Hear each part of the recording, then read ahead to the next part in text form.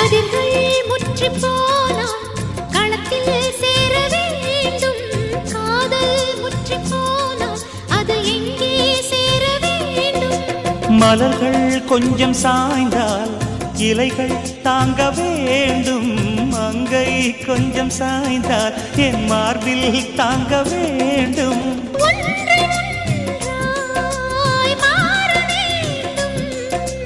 உன்னில் என்னை தேட வேண்டும்.